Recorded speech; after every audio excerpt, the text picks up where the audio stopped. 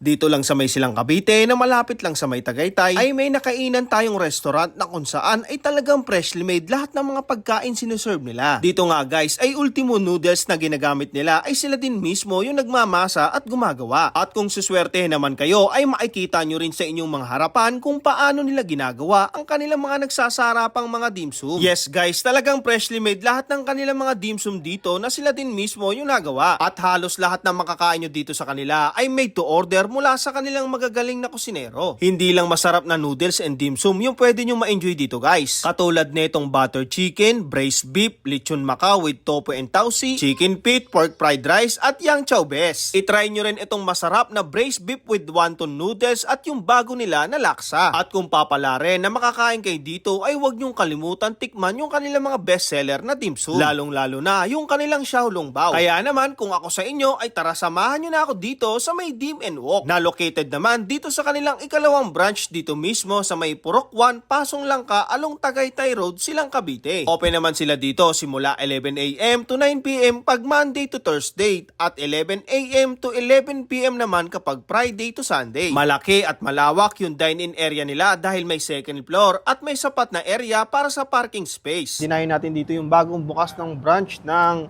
Dim and Wok. Ito yung guys yung sikat na kainan doon sa may Mandaluyong na specialty nila is yung mga dim sum.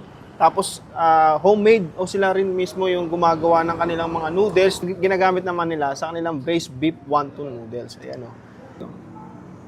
Wow.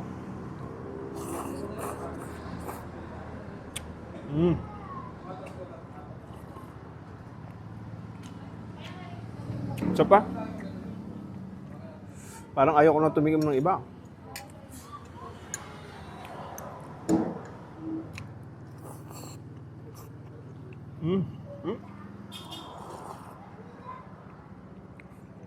Next naman yung kanilang lomi. Tikman natin.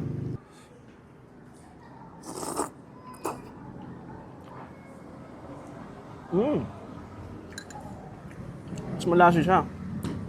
Ang sarap, malinamnam talaga.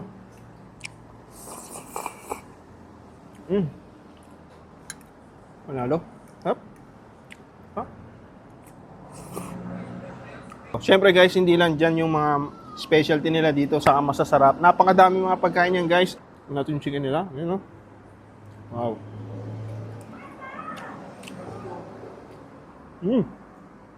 Grabe. Ang lasa ng fried chicken nila. Hanggang ilalim yung lasa. Tagalin natin. Ayan. Dito kasi yung flavor eh. Sabi na.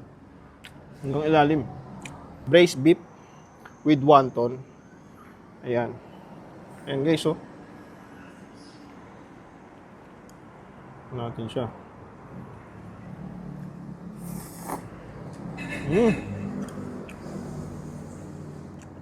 Iba yung lasa niya. Yung mismong noodles.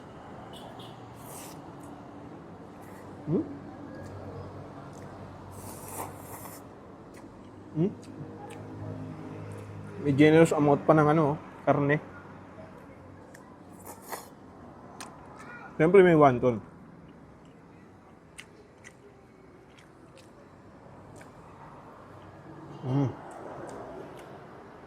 Speaking of wonton, ito talaga yung specialty nila dito guys. Kita nyo naman, napakadami yan. Unahin natin tong bird's eye nila. Ayan o. Ayan.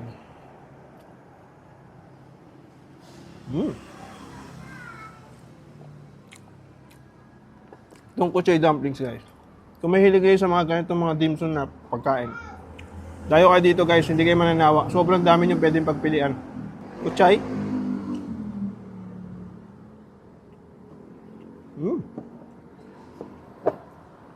Sumasabog yung flavor. Ito, favorite ko to. Tignan natin kung masarap yung pagkakagawa nila ng Japanese nila.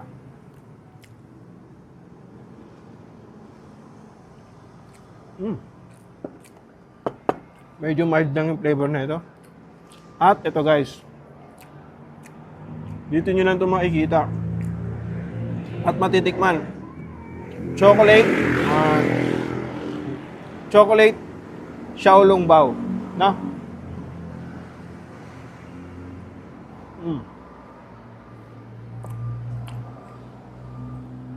Sumasabog yung flavor ng chocolate sa loob.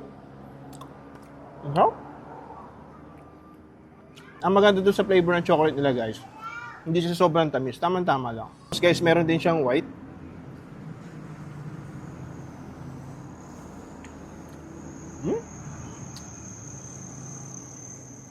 Ang creamy, parang gatas. Ang sarap. Tapos may mga siopaw dito, guys. Sobrang dami niyan. Hindi ko naman ito kayang ubusin kasi hindi naman na ito lahat sa mga kasama ko to. So anyway, kung naghahanap kayo ng masarap, bagong kainan dito sa Silang Cavite, yung affordable, tapos maraming pagpipilian ng mga dim sum product, tapos freshly made pa yung mga noodles, dahil na kayo dito guys, sa may dim and wok, ayun guys. Kukomment ko dyan sa comment section yung exact address nila. Pati na rin yung isang branch nila dun sa may Mandaluyong. Ayun guys, maraming salamat. Siyempre, i-enjoyin ko na tong kain ko.